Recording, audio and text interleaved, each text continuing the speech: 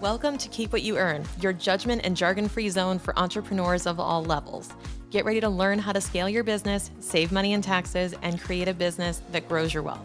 If it feels like the financial side of business is like eating your vegetables, well, then think of this podcast as the ranch dressing to make the process a little more enjoyable. My name is Shannon Weinstein. I'm a CPA and business owner on a mission to simplify money and empower others through knowledge. I hope this episode inspires you to take action, but remember that the information we share is for educational purposes only and is not individual tax advice. Now that we got that out of the way, let's start the show.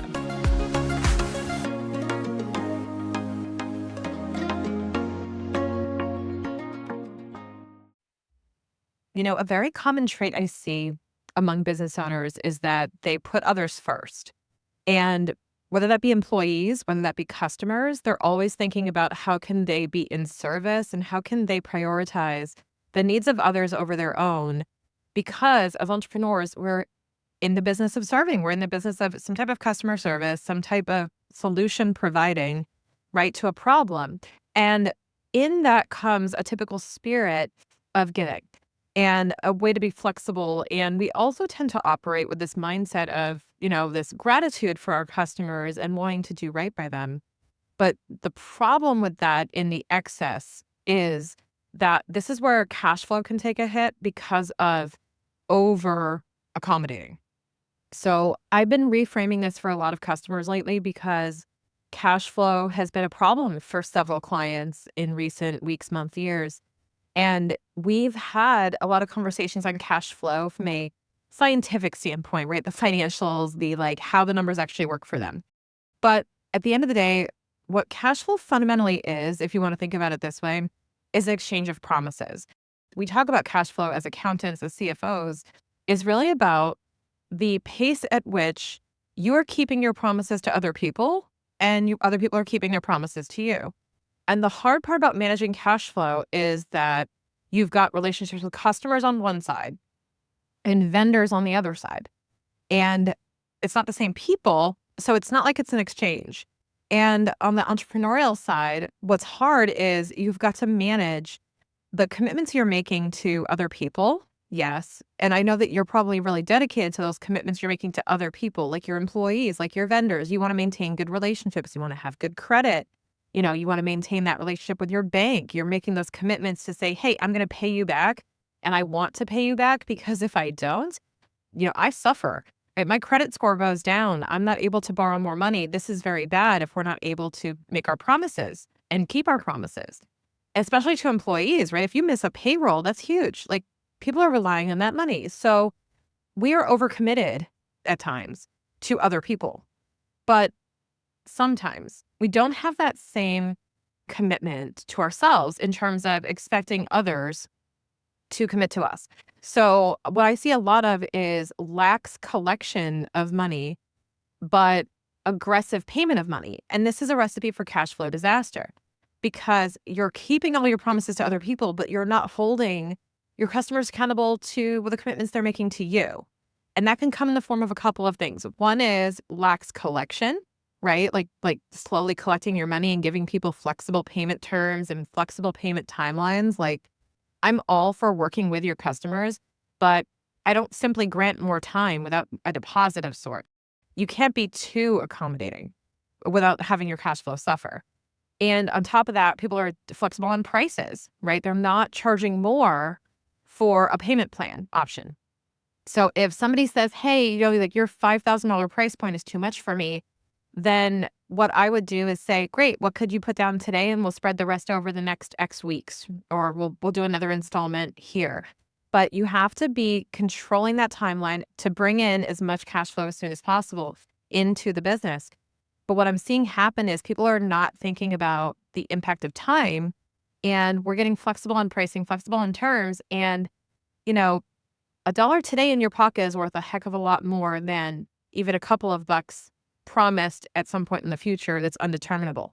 So sometimes I would encourage you to take the more secure cash flow route and to get paid sooner for a little bit less than what you would accept for a longer payment cycle. But also you have to be really mindful of the tone you're setting with your customers and whether or not you're commanding that respect of their commitment to you.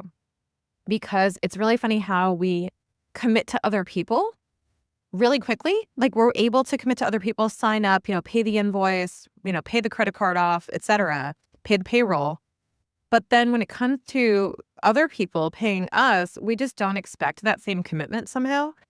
And because of that incongruency, we suffer financially.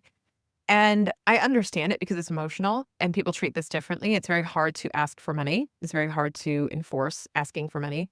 In some cases, right, as a CFO, I get involved in these things. So the founder might say, hey, I'm having a really hard time collecting from so-and-so customer. And it might escalate to me giving them a call, being like, hey, dude, what's going on? And, most often there is some type of cash flow crunch on the other side. We work with them, we get a deposit, and we're able to get some stuff done and some deals made. Hey, real quick, are you learning anything in this episode that you think is share worthy? Well, if you could take a quick screenshot and share any of your biggest takeaways or quotes from this episode, post it to Instagram and make sure to tag me at Shannon K. Weinstein and at Keep What You Earn. Thank you so much for listening to the show. Let's dive back in. But, you have to be willing to pick up the phone and say, hey, you owe us money. We want to work with you. Like, how can we make this work? And we also want to be clear that you're expecting payment to get started or expecting a deposit.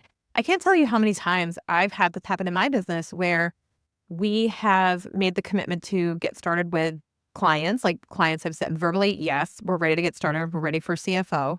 And transparently, I'm just sharing with you, like there have been people who then enjoy the fruits of starting the onboarding process. Like again, lesson learned, right? Even as a CFO, I goof this up sometimes.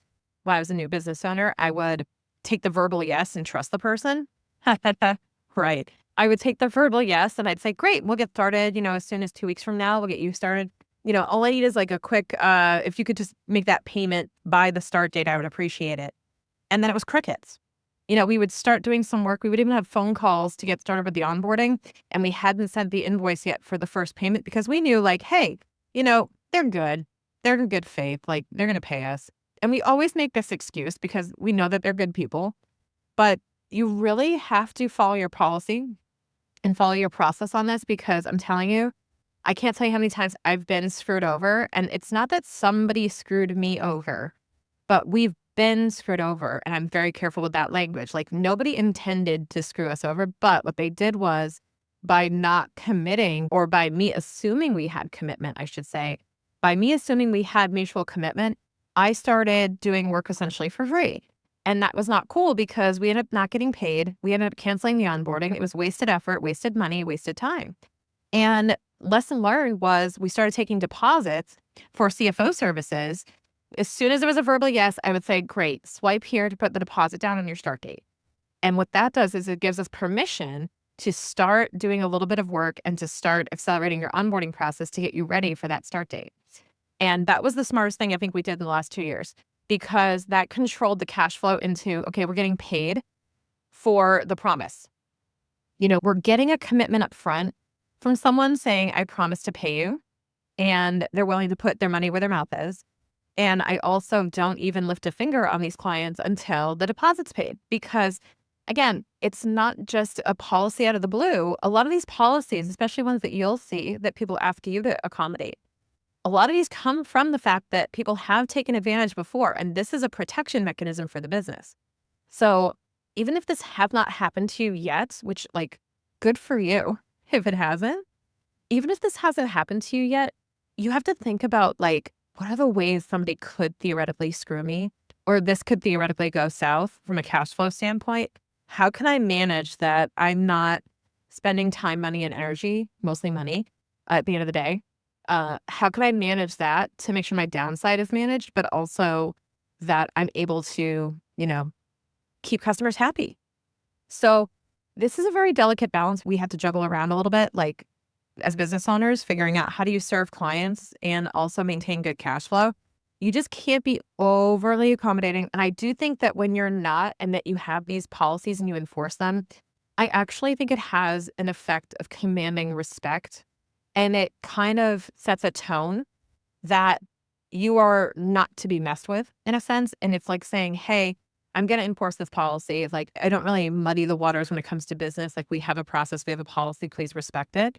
And it's also a good sign if a client is unwilling to honor that in the beginning stages of your relationship, then it's probably a good red flag that something might go awry later on, that this could be a signal that if they're not willing to respect your policies now, then it will be very challenging later if this comes up again. So my biggest lesson learned in the past couple of years has been just this like healthy degree of skepticism on people's promises to me and how it affects my cash flow. And in reframing cash flow as a conversation with clients, the one thing I want you to take away today is that cash flow is simply managing the exchange of promises in and promises out of your business, where you're keeping all the promises that you've made. But you're also, in order to be able to do that, you must hold people accountable to keeping promises made to you. You must be willing to ask people to keep those promises so that you are able to have a healthy balance between cash inflow and cash outflow, and that you're going to be able to stay healthy. That's the key thing. So in case you needed a reminder that this is a really important part of business and that, you're not mean or nasty or a bad, customer service person for asking for money, like this is your job. This is what has to happen in order for those promises to be kept. So that's a key thing to remember as a founder, as an entrepreneur, and just something in general to kind of operate under is, hey, I'm just managing promises made and promises kept, and that's my job. So profitability is one thing, but cash flow is what truly keeps your business running smoothly. It's not just about how much you make, it's about how much you can actually use to sustain and grow and maintain that cash in your control. When you book a power session with me, we can take a look at your payment cycles, your transaction timing, and your personal cash needs to make sure you're staying ahead of the curve. Managing cash flow is a constant process, but one of the most important pieces of the puzzle for a successful business. Find out more information about a power session with me to do your cash flow forecast in the show notes.